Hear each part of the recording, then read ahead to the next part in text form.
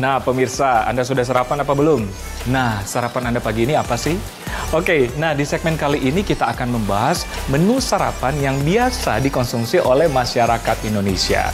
Tapi yang jadi pertanyaan, apakah sarapan Anda bergizi atau tidak? Dr. Diana Suganda, spesialis gizi klinik, akan menjelaskan apa sih kandungan gizi yang terdapat pada menu sarapan Anda.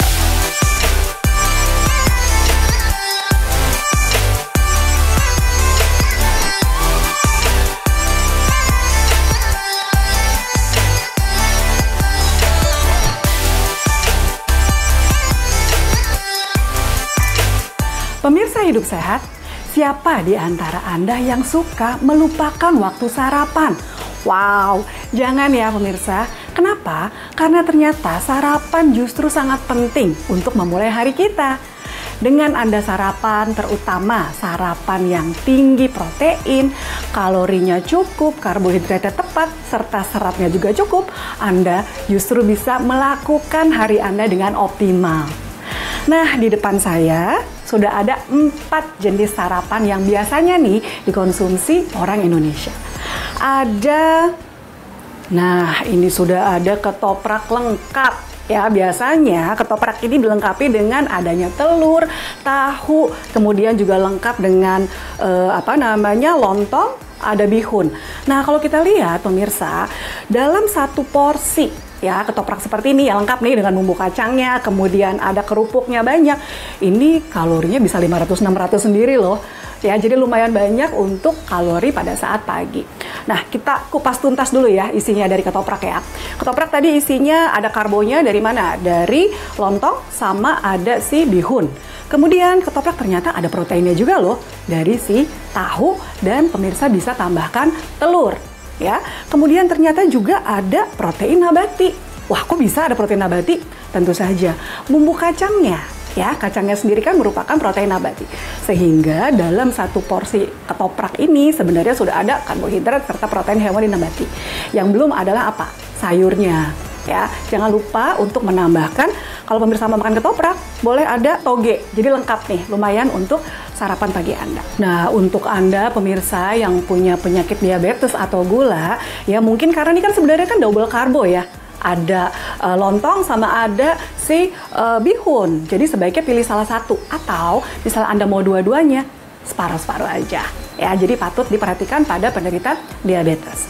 Ya, kemudian untuk Anda yang punya kolesterol tinggi, mungkin kerupuk-kerupuk ini nggak usah dipakai ya. Jadi tetap kita bisa menikmati ketoprak dengan cara yang lebih sehat. Oke, next. Selain ketoprak, saya punya, ini kayaknya makanan favorit pagi-pagi ya, pasti kita makan pagi-pagi, orang-orang kantoran ya, orang-orang rumahan pasti nyari sih bubur ayam.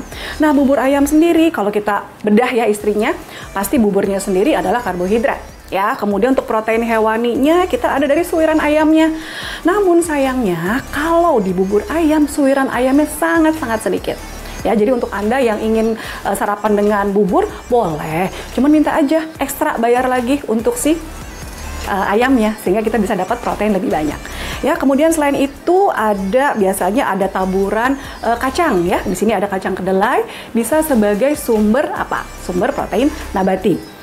Ya, kemudian ada kerupuk, ada kuahnya segala macam. Nah, sebenarnya untuk bubur ayam ini Anda bisa konsumsi pemirsa.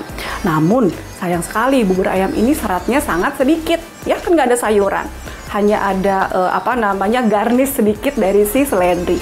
Nah, saran saya jika Anda menambahkan serat di bubur ayam, bisa kita tambahkan 1 porsi buah. Ya, mau makan pepaya, apel, pisang, silakan. Untuk biar gizinya lebih seimbang pada saat Anda sarapan pagi. Ya, nah untuk Anda dengan problem ya gula darah yang tinggi, mungkin sama seperti yang ketoprak tadi. Ya, porsinya boleh dikurangin. Ya, nggak usah full satu ini, misalnya beli di abangnya kita pesan setengah porsi aja dan bisa ditambahkan dari ayamnya.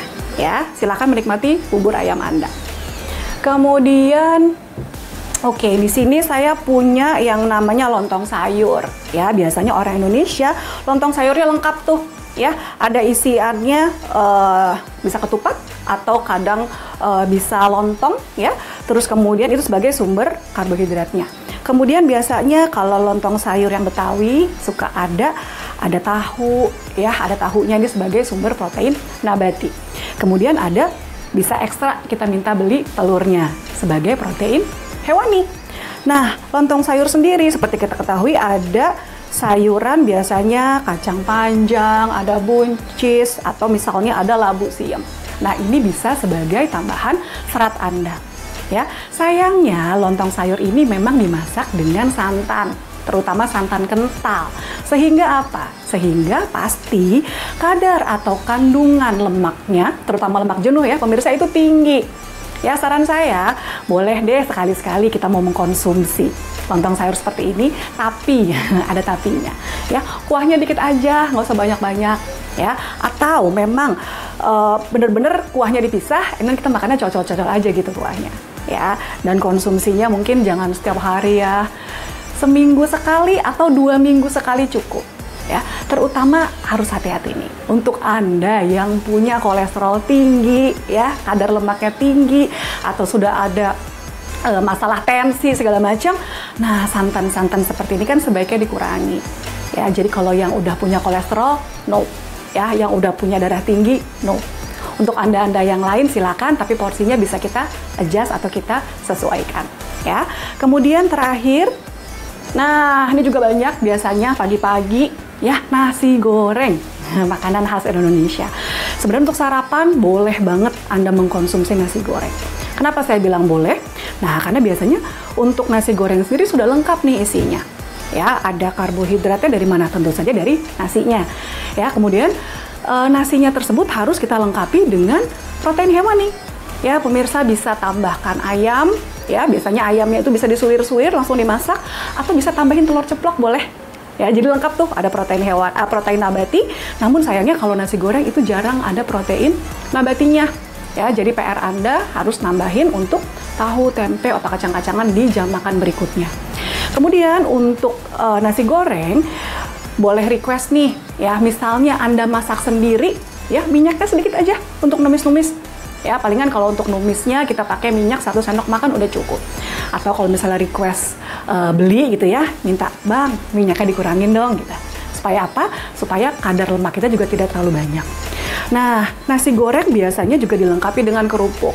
Ya, untuk Anda nih, misalnya yang sudah punya masalah berat badan, ya, atau ingin nurunin berat badan, atau udah ada masalah kolesterol, kerupuknya nggak usah dipakai. Ya, kita nikmatin nasi goreng, dibanyakin nih, boleh sayur-sayurannya seperti ini. Ya.